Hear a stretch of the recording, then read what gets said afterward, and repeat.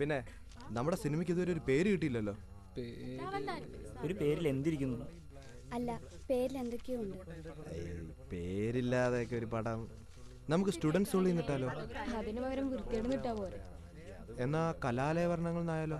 അതിന് കലാലയത്തിൽ എവിടെ വർണ്ണം? ഇവിടെയെല്ലാം ബ്ലാക്ക് ആൻഡ് വൈറ്റ് അല്ലേ. ഞാനൊരു പേര് പറയാം, ബ്ലാക്ക് ബോർഡ്.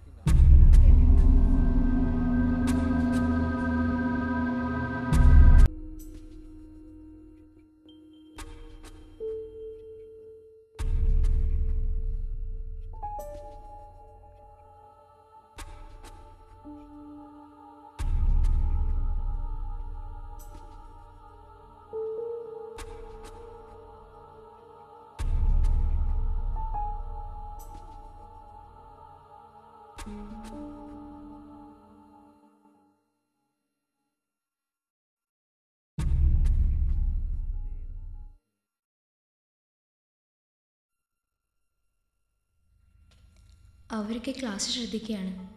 എനിക്ക് പറ്റില്ല. കാലിയായി ചുറ്റുപാത്രമുള്ള ആർക്കും ക്ലാസ് ശ്രദ്ധിക്കാൻ കഴിയില്ല. ഒരു തീവണ്ടി യാത്ര പോലെയാണ് ഓരോ ക്ലാസ് റൂമും.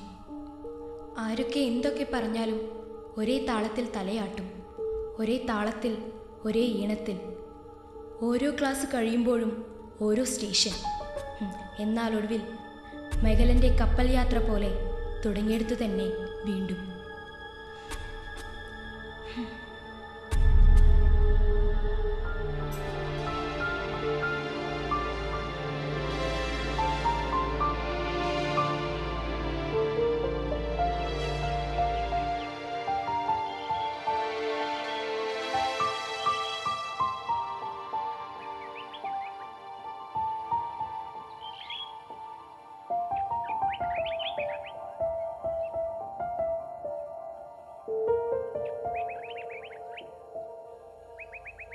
ഒൻപതരയ്ക്കും 3:30ക്കും ഇടയിലെ ലോങ് ബെല്ലുകൾക്കിടയിൽ ഒരുപാട് ജീവിതങ്ങൾ.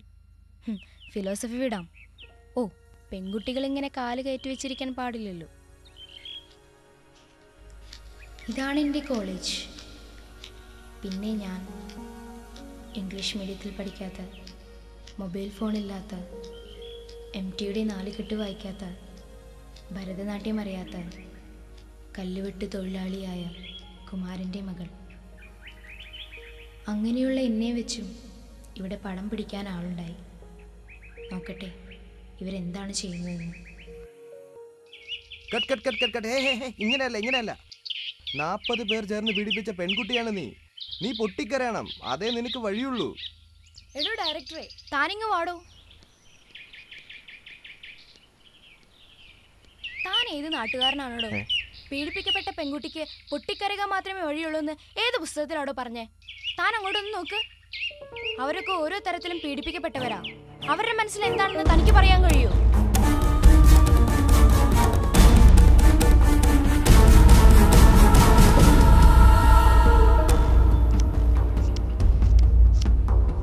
അതുകൊണ്ട് ഞങ്ങളിവിടെ ആർത്തിയോടെ നോക്കുന്ന ആരും ഡയറക്റ്റ് ചെയ്യണ്ട.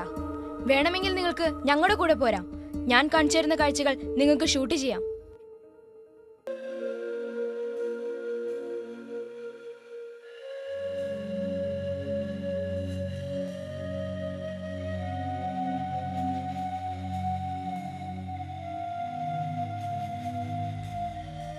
ശരീരം വേവിക്കുന്ന ചിതയിലെ തീയേക്കാളും ചുട്ടുകൊള്ളുന്ന വെയിൽ ഈ ഗ്രൗണ്ടിൽ പെയ്തു നിറയാറുണ്ട്. ഷാജഹാനാണിത് എന്നോട് പറഞ്ഞത്. ഷാജഹാൻ എൻ്റെ കൂട്ടുകാരനായിരുന്നു. ഒരു ബൈക്ക് അപകടത്തിൽ അവൻ മരിച്ചു.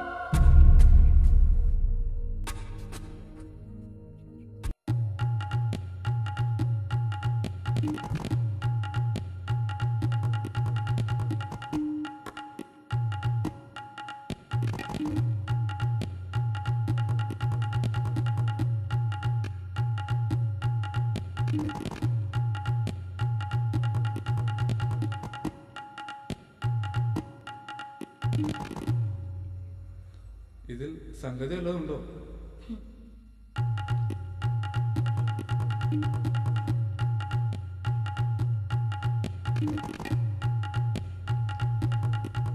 $40 ലക്ഷത്തിന്റെ ഫ്ലാറ്റിനകത്ത് നിന്നും കാണാവുന്ന മഴ എങ്ങനെയുള്ളതായിരിക്കും? ഈ കോറിഡോറിലെ പകലിൻ്റെ ബഹളങ്ങൾക്കപ്പുറം ഒരു മരണമുണ്ടെന്ന് എനിക്ക് പറഞ്ഞു തന്നത് വിനയനായിരുന്നു. ഞാൻ പ്രണയിച്ച വിനയൻ. അവൻ ഈ കോറിഡോറിനെ കുറിച്ച് ഒരു കോളേജ് മാഗസിനിൽ എഴുതി.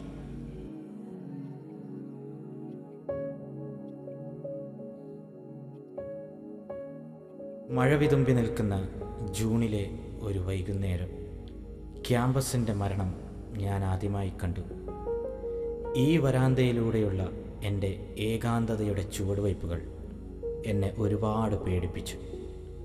പ്രണയത്തിൻ്റെയും കലാപത്തിൻ്റെയും ഷേക്സ്പിയറിൻ്റെയും ശ്മശാന ഭൂമിയിൽ മനസ്സ് നഗ്നമാക്കി ഞാൻ എൻ്റേതു മാത്രം രാജാവായി.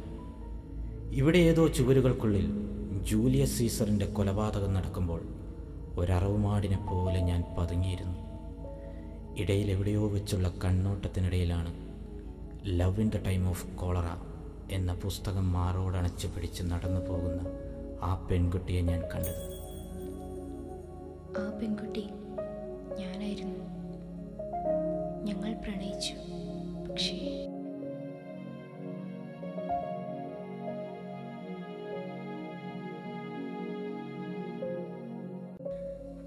ഇത് ശ്രീകൃഷ്ണയുടെ മാത്രം വൈശാലിപ്പാറ. ഇവിടെ വെച്ചാണ് പ്രണയത്തിൻ്റെ ഒരുപാട് ചെറുകഥകൾ ജനിക്കുന്നതും ജീവിക്കുന്നതും മരിക്കുന്നതും.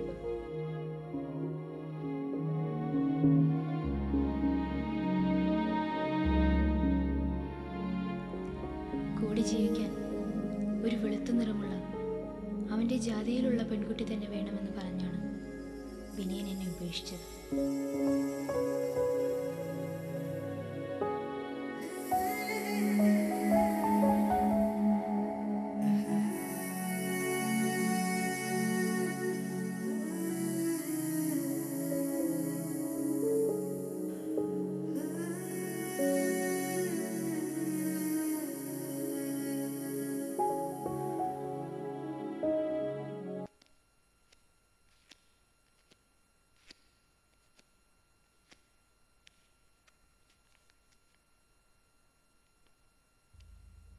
ഇത് അനൂപ്.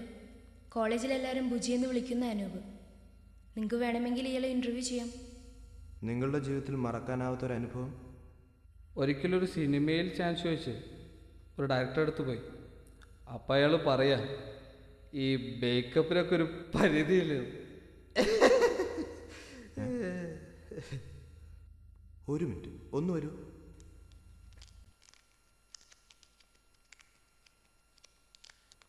നിങ്ങൾ ഈ പറയുന്ന കാര്യങ്ങളൊന്നും എനിക്ക് മനസ്സിലാവുന്നില്ല. ഇതൊക്കെ ഷൂട്ട് ചെയ്താൽ നാട്ടുകാരെന്നെ കൈവയ്ക്കും. അതുകൊണ്ട് എന്നെ വിട്ടേരെ. ഇവക്കൊക്കെ ഭ്രാന്ത് തന്നെ. ഞങ്ങളെപ്പോലെയുള്ളവരെ മനസ്സിലാക്കാൻ നിന്റെ ക്യാമറയ്ക്ക് എത്ര ശ്രമിച്ചാലും കഴിയില്ല. നിന്റേത് മറ്റൊരു ലോകമാണ്.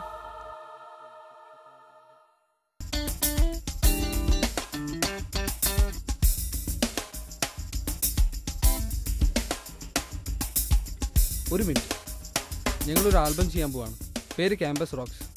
ഞങ്ങൾക്കൊരു ഡയറക്ടർ ആവശ്യമുണ്ട്. ഓക്കെ, ഞാൻ റെഡി. എന്നാ കാലം ഒരുപാട് മാറുകയാണ്. തലമുറകളുടെ ജീവിതങ്ങളും.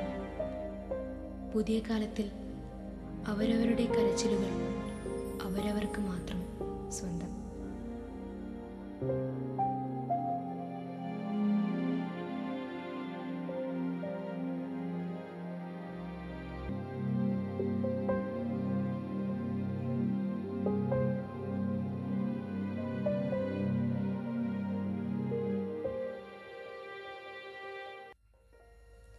കഴിഞ്ഞതൊക്കെ നിങ്ങളുടെ കണ്ണിൽ കരടുകളായ കാഴ്ചകളാണ്. എന്നാൽ നിറങ്ങൾ മാത്രം തേടിപ്പോകുന്ന പുതിയ കാലത്തിൻ്റെ കണ്ണുകൾക്ക് മുന്നിൽ കരടുകൾ അവസാനിക്കുന്നില്ല.